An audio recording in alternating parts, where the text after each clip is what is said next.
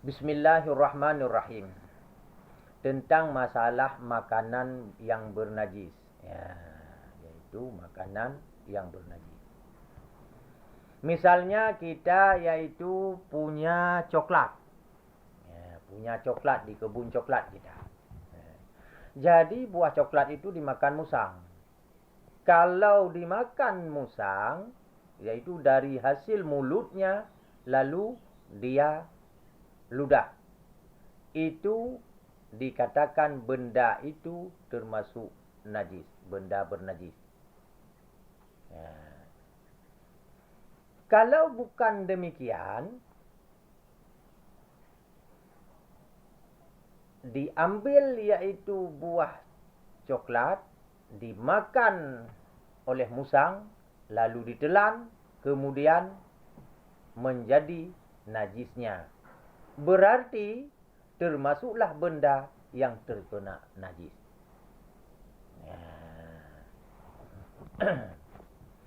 Jadi kalau misalnya kita ambil langsung kita jual, yaitu anak kopi coklat. Kopi coklat yang sudah ditelan oleh musang atau dimakan oleh musang, ditelan lalu menjadi beolnya ataupun menjadi najisnya, maka itu kalau langsung kita ambil, kita jemur, langsung kita jual, maka itu hukumnya menjual najis. Itu hukumnya menjual najis. Itu tidak boleh.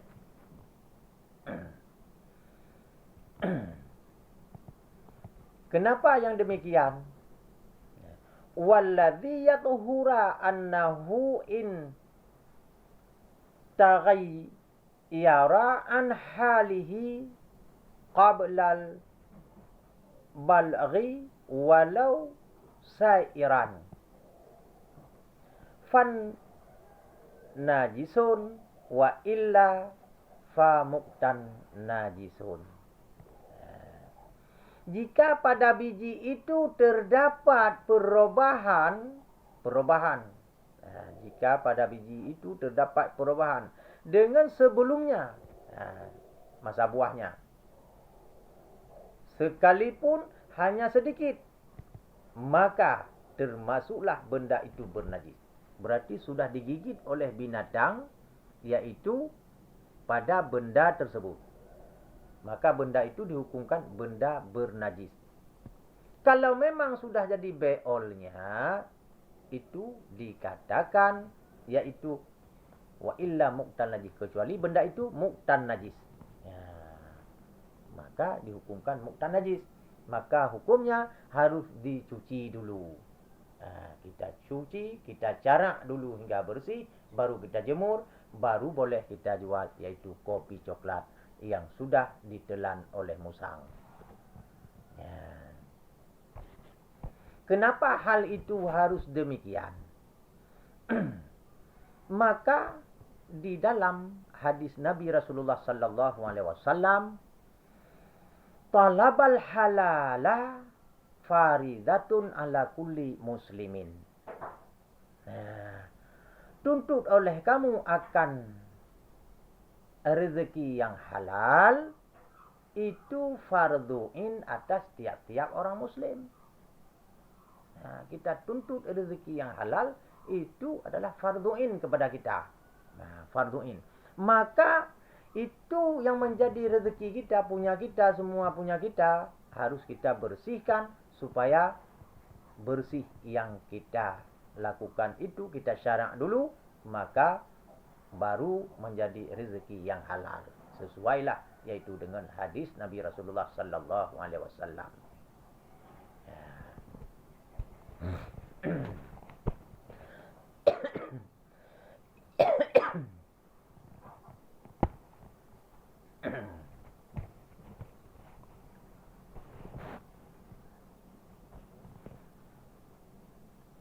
Kemudian termasuk makanan juga.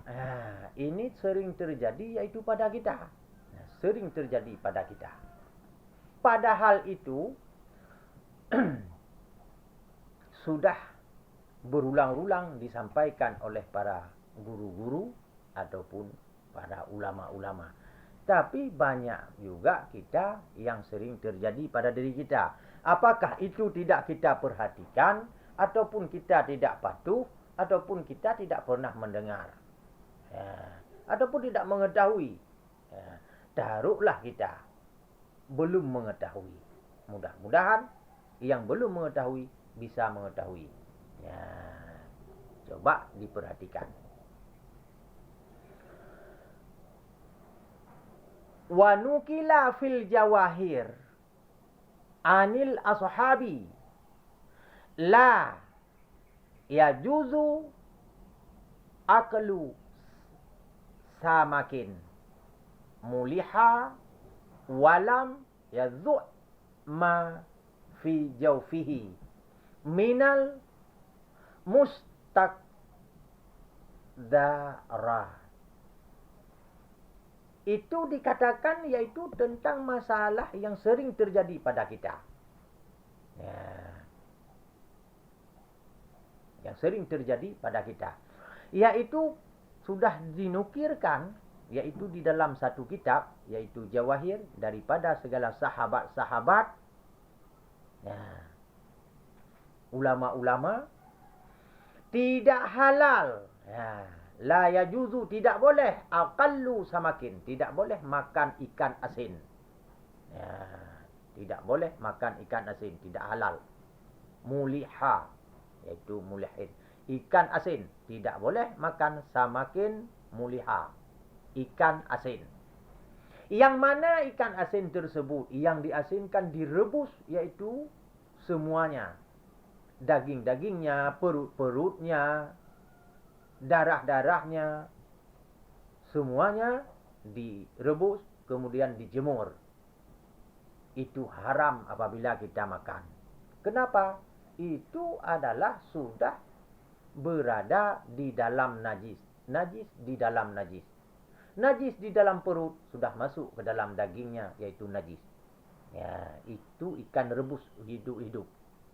Ikan direbus hidup-hidup. Ikan hasin yang direbus hidup-hidup. Perut-perutnya semuanya direbus.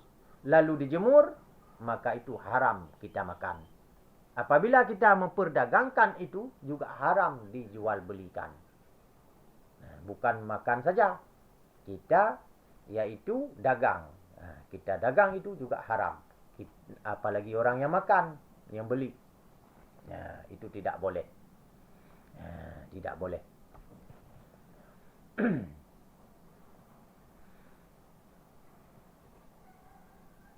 Satu lagi ikan asin yang dijemurnya.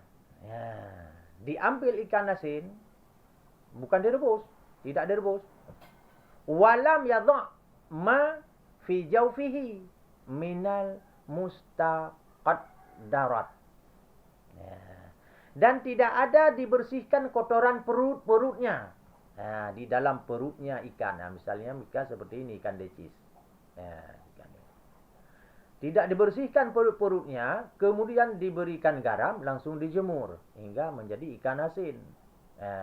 Kalau sudah menjadi ikan asin seperti ini, baru halal kita makan. Baru halal kita makan. Ini halal diperjualbelikan. Karena menjual ikan. Bukan menjual najis. Tapi menjual ikan. Menjual ikan. Halal diperjualbelikan. Tapi haram kita makan. Bagaimana baru halal kita makan? Yaitu kita belah perutnya, kita bersihkan semua perutnya, kemudian kita cuci dengan hukum syarak, baru boleh kita makan. Berarti kita harus membersihkan kembali, yaitu perut-perutnya. Karena fi jawfihi minal muqtadarat. Di dalam perutnya, yaitu daripada kotoran-kotoran. Itu kita harus membersihkan dulu perutnya, kita cuci, kita masukkan hukum syarak, baru dikatakan ikan itu sudah suci. Baru sempurna kita makan. Di dalam yang demikian itu, yang pertama tadi, yaitu ikan hasin yang direbus, besar ataupun kecilnya, yaitu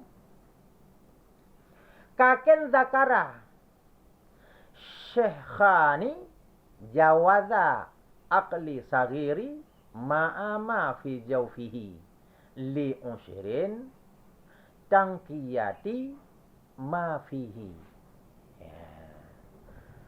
Di dalam satu pendapat ini, iaitu mengumumkakan, iaitu boleh makan ikan asin yang kecil. Yang kecil. Dibolehkan makan ikan asin, iaitu yang kecil. Itu ada pendapat. Itu dibolehkan makan yang kecil.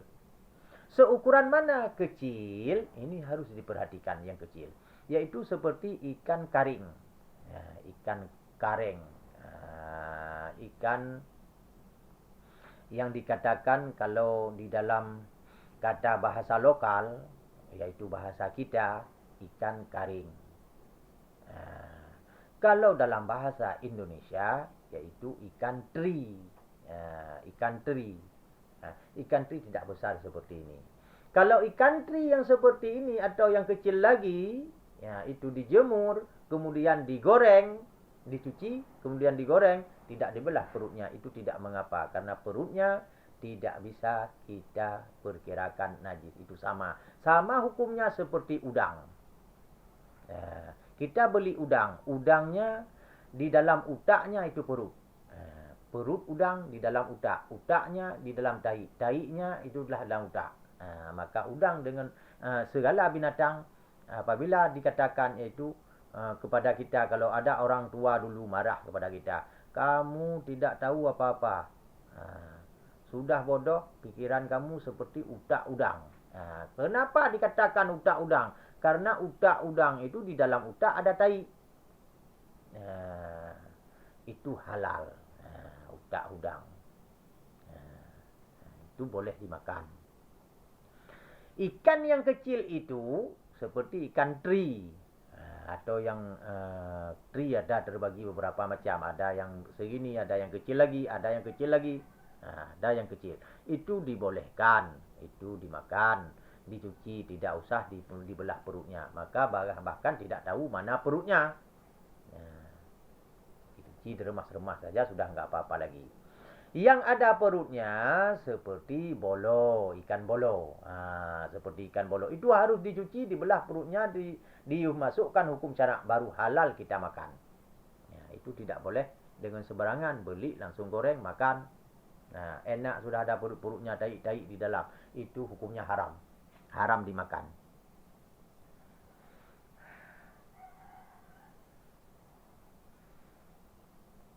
Wa zahiruhu la fauqa baina kabirihi ra saghiri. Itu. Menurut satu pendapat, wa zahiruhu, satu pendapat, la fauqa baina kabiri wa saghiri. Sama saja di antara besar dan kecil. Itu satu hukum. Itu ada satu hukum dihukumi sama. Satu hukum dihukumi saban. Itu sama. Ikan besar dan ikan kecil, kalau tidak dibersihkan perutnya, dipindah perutnya, tetap hukumnya haram. Tapi harus dipisahkan. Kembali kepada yang pertama. Kalau direbus. Kalau direbus, ikan besar ataupun ikan kecil yang direbus hingga meresap semuanya ke dalam tubuhnya, ke dalam dagingnya, maka haram dimakan. Inilah pendapat. Kalau direbus, ini haram. Ikan besar ataupun ikan kecil itu tetap sudah menjadi haram, karena direbus sudah masuk semua ke dalam pori-pori dagingnya. Tapi kalau dijemur seperti biasa, maka yang kecil bisa dipisahkan, yang besar bisa dibersihkan, dimasukkan hukum syarak, cuci kembali. Begitu hukumnya. Maka hati-hati kalau beli ikan, makan digoreng seperti itu aja, dimasukkan hukum syarak. Maka sering-seringlah masuk ke dalam majlis ta'lim, supaya ya ibu-ibu bisa bertanya di dalam hal yang demikian. Karena itu sangat penting. Karena bukan hanya demikian saja. Bahkan oleh Allah Subhanahu wa taala mengatakan, kullu minal taibati wa amalu salihan. Pernah mengatakan oleh Allah Subhanahu wa taala, kullu minat taibati wa amalu salihan. Makan oleh kamu daripada makanan yang baik-baik. Kullu minat taibati, makan oleh kamu akan makanan yang baik-baik. Yang baik-baik disuruh makan. Jangan makan kita asal sudah jadi makanan makan semua, itu tidak boleh. Itu sudah diperintahkan oleh Allah. Wa amalun salihan. Dan beramalanlah kamu akan amalan yang saleh, yang benar. Makan yang halal, amalan yang benar, itu yang disuruh oleh Allah Subhanahu wa taala. Maka kalau kita menjadi makan, itu harus teliti. Jangan asal makan. Jangan asal kita. Bahkan mengatakan lagi di dalam Al-Quranul Karim, Allah Subhanahu wa taala, wala taqulu amwalukum bainakum bibatil. Wala taqulu amwalukum bainakum bil batil. Jangan kamu makan harta manusia di antara kamu dengan cara yang batil, ataupun engkau rampas. Bukan seperti misalnya ini saja, yang lain pun tidak boleh. Oh, ini ikan saja tidak boleh dimakan. Ikan enggak boleh dimakan. Itu apa namanya lagi, buah-buahan, ini kopi sudah ditelan oleh musang. Kalau tidak kita cuci berarti tidak boleh kita makan. Itu saja. Bukan itu saja. Ya, dilarang oleh Allah Subhanahu wa taala, wala taqulu amwalukum bainakum bil batil. Jangan kamu makan harta manusia di antara kamu dengan cara batil. Tidak boleh makan dengan cara batil, dengan cara dirampas, ditipu dan lain sebagainya. Tidak boleh.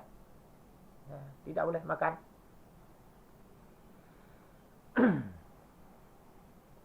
Maka dengan itulah makanan yang termasuk kita cuci harus kita jaga dengan sebenarnya. Itu masuklah makanan itu ke dalam pori-pori kita yang makan. Seorang ibu atau masuk ke dalam tubuh seorang ayah. Dari hasilnya makanan sendiri yang kita beli sendiri, kita cari sendiri, kepunyaan sendiri, tapi itu menjadi haram. Diolahlah di dalam daging kita, menjadilah sumsumnya, menjadilah bayi, maka benaklah hati. Yang pertama, benak hati kita, tidak terover kita, yaitu kepada kebaikan. Lalu turun itu dari benih-benihnya, yaitu kepada anak kita. Juga demikian. Juga demikian. Kita juga seperti itu, karena sering kita makan yang demikian, juga hingga jatuh kepada anaknya juga demikian. Hingga bodoh dan lain sebagainya, itu akibat kita sendiri. Maka itu harus dijaga makanan, biarpun bukan punya orang yang dicuri. Ini bukan masalah punya curian ini itu. Tapi makanan yang kita punya harus kita cuci bersih yang sebenar-benarnya. Ya, supaya keturunan kita yaitu lebih memahami, yaitu suci lidahnya, suci hatinya, suci dagingnya, sampai keringatnya dia suci. Ya, sampai keringat yang dia keluarkan suci. Ya, dari apa? Dari mana? Hasilnya dari kita. Ya, dari usaha seorang ibu, dari usaha seorang ayah. Ya, maka dengan demikian